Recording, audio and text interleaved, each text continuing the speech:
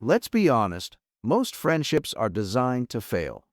That person you consider a good friend right now, there's a pretty high chance that bond is way more fragile than you think. That connection you rely on, the one that feels so solid today, could just disappear tomorrow. It can leave you wondering, what's any of that even real? Now, this isn't me being pessimistic.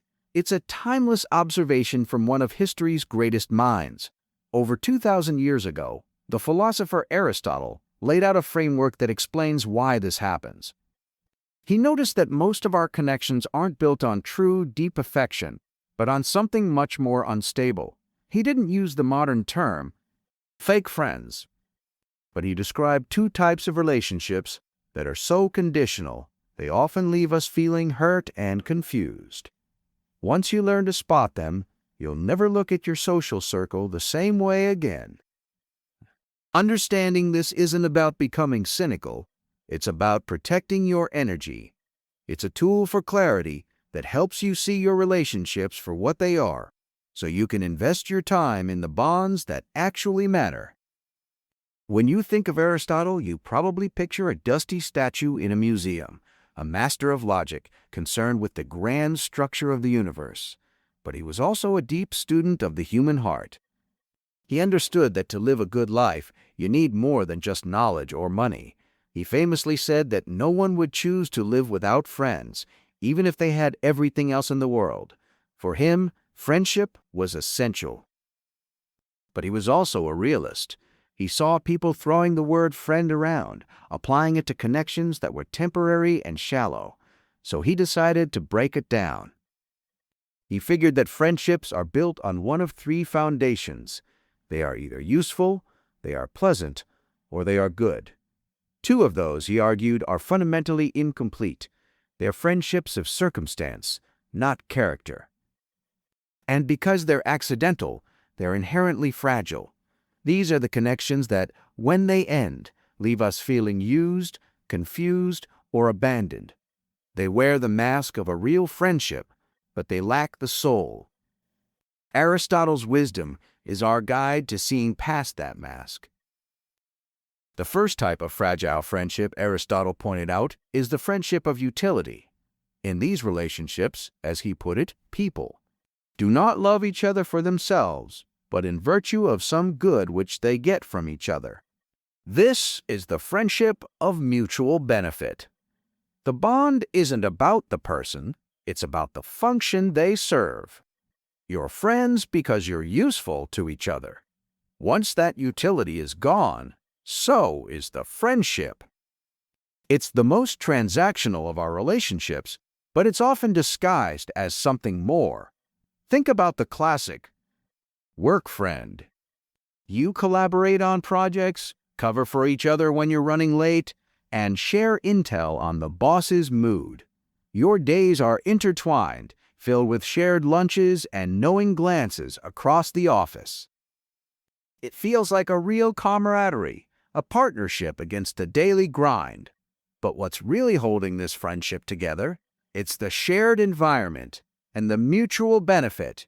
You help them, they help you. It's an exchange. Now, imagine one of you gets a new job. The daily texts slow to a trickle. The inside jokes don't land anymore. The promises to definitely stay in touch fade into a few sporadic likes on social media, and then silence. Sound familiar? It's a jarring experience, but it's the natural end for a friendship of utility. The utility, the shared workplace, the common goals, has vanished. And because the friendship was tied to that utility, the friendship itself evaporates. It wasn't a malicious betrayal, it was just the end of a contract you never knew you signed. You didn't love the person for who they were, you were friends because of the convenience and help you provided each other. This pattern pops up everywhere. There's the convenient neighbor who collects your mail and you lend them your tools. The relationship is smooth and helpful, but it's born of proximity. When one of you moves, the bond is severed almost instantly. Or think about that networking contact you're trying to nurture. You might call each other friends, but the relationship is built on a foundation of, what can you do for my career? Aristotle isn't saying these friendships are bad. We need them.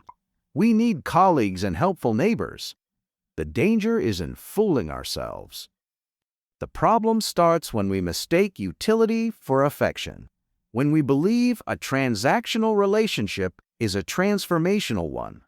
That feeling of being used comes from this misunderstanding. We invested the loyalty of a true friend into a bond that was only ever about a transaction. The second fragile bond is the friendship of pleasure. This is the friendship of fun, shared enjoyment, and good times. If a utility friendship is about what you can get from someone, a pleasure friendship is about how they make you feel. As Aristotle noted, we love witty people not for their character, but because we find them pleasant. These friendships are everywhere, especially when we're young. The entire bond is based on a shared activity that brings you both joy. It's your concert buddy, your gaming crew, the group you go out with every weekend. The energy here is electric. It's all laughter, excitement, and feeling like you belong, with your friend's cock cane. Party friends? You feel alive. With your hobby friends, your gym partner, your book club, you share a passion that brings you immense happiness. The friendship feels easy and natural. But just like the utility friend, this bond is also conditional. The friendship isn't truly with the person, it's with the pleasure you associate with them. And pleasure, by its nature, doesn't last. Tastes change, lifestyles shift. What was once fun can become boring. Think about your inseparable college friends. You navigated your early 20s together, sharing everything from late-night study sessions to wild parties. The bond felt unbreakable. But after graduation, life happens. One friend gets married and has kids. Another moves across the country for a demanding job. You stop enjoying the same things because your lives no longer revolve around the same fun pursuits. The long, rambling phone calls become short, perfunctory texts. And one day, you realize you're just strangers with a great set of shared memories. The friendship didn't end with a big fight. It just faded out. Like a song you used to love, but's the end of the present times is no more than the end of the town. That's the natural life cycle of a friendship of pleasure. When the source of the pleasure is gone, the friendship's foundation crumbles. This doesn't mean these friendships are worthless. Far from it. They add color and joy to our lives and are the source of some of our best memories. The danger, again, is in mistaking them for the highest form of friendship. The problem is when you try to lean on a friendship of pleasure for deep emotional support. Ever tried having a serious, vulnerable conversation with your party friend? It usually falls flat. They might get uncomfortable, change the subject, or offer a simple, "That sucks, man." It's not because they're a bad person. It's because the friendship was built for laughter, not for tears. The relationship was never designed to carry life's heaviest burdens.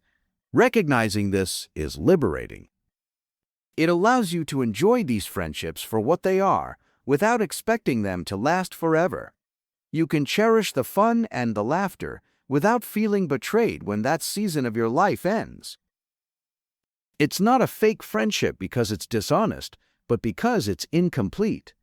After showing us the cracks in these other friendships, Aristotle introduces the ideal, the gold standard. This, he says, is the word of duty and work. Complete friendship, a bond between good people who admire each other's character. Unlike the other two, this friendship isn't based on what someone does for you or how they make you feel. It's based on who they are. You love your friend for their own sake. You admire their integrity, their wisdom, their kindness. Any pleasure or utility you get from the relationship is just a bonus, not the point. The key difference is this: a true friend wants what is best for you. even if it doesn't benefit them at all. They celebrate your wins without a shred of envy and stand by you in your failures without judgment. Their main concern is your growth as a person. This is why Aristotle calls a true friend another self. A virtuous friend acts as a mirror, showing you the best parts of your own character and gently helping you see where you need to grow. They see you not just for who you are, but for who you could be. They hold you to a higher standard, not by nagging you, but through their own example and their unwavering belief in you. This kind of friendship is incredibly rare. Why? Because it requires two things that are hard to find: good character and a lot of time. First, Aristotle argued that only good people can truly be friends with each other. Sure, bad people can team up for utility or find pleasure in shared vices, but they can't build a friendship on trust because they themselves aren't trustworthy. You can't build a strong house on rotten ground. Second, these friendships take a long time to build. As Aristotle noted, a wish for friendship may arise quickly, but friendship does not. It has to be forged over years of shared experiences, seeing each other through good times, bad times, and boring times. You have to witness their honesty when it would be easier to lie, their courage in the face of fear, and their compassion when everyone else looks away. This is the friendship that lasts when everything else changes. If you lose your job, your friend of virtue is still there. If you pick up a new hobby, they don't abandon you. Their connection to you is rooted in something stable and unchanging: your character. This is the friend you can call at 3 a.m. This is the friend who will tell you the hard truth, not to hurt you, but because they care more about your character than your comfort. This is the friend you can sit with in total silence and feel completely understood. So, how do you use this in your own life? It starts with getting honest. Look at the key relationships in your life and ask a few direct questions. First, what's the real foundation of this friendship? Is it mostly about mutual benefit, utility? Is it mostly about shared fun pleasure? Or is it based on a deep, mutual respect for each other's character, virtue? The answer will tell you a lot. Second, try this thought experiment. If my circumstances totally changed, would this friendship survive? If you lost your job or moved away, who would still be in your life? A friend of virtue stays because the friendship isn't tied to your circumstances. Third, does this person inspire me to be a better person? Do your conversations just skim the surface with gossip, or do you talk about your goals, values, and growth? A friend of virtue cares about your soul. Finally, notice how you feel after you see them. Do you feel drained, like you just had to perform? Or do you feel seen, understood, and energized? Friendships of virtue are restorative because they're based on genuine, selfless goodwill. Answering these questions isn't about judging your friends or cutting people off. It's about gaining clarity. Friendships of utility and pleasure have their place. They aren't bad, just incomplete. The danger is expecting them to be something they're not. Appreciate your work friends for the allies they are. Cherish your party friends for the joy they bring. But save your deepest trust and vulnerability for those rare few who love you for who you are. Aristotle's wisdom isn't a cynical take on friendship. It's a practical guide to navigating your relationships with clarity and protecting your heart. The reality is, most friendships are temporary. They're like seasonal companions who are with us for part of our journey, but aren't meant to finish the whole trip. Recognizing this is freedom. It frees you from the disappointment of unmet expectations. You no longer have to wonder why a work friendship cooled off or a college friendship drifted. Aristotle gave us the answer 2,000 years ago. The circumstances changed. The real lesson here is to be intentional with your emotional energy. Don't exhaust yourself trying to turn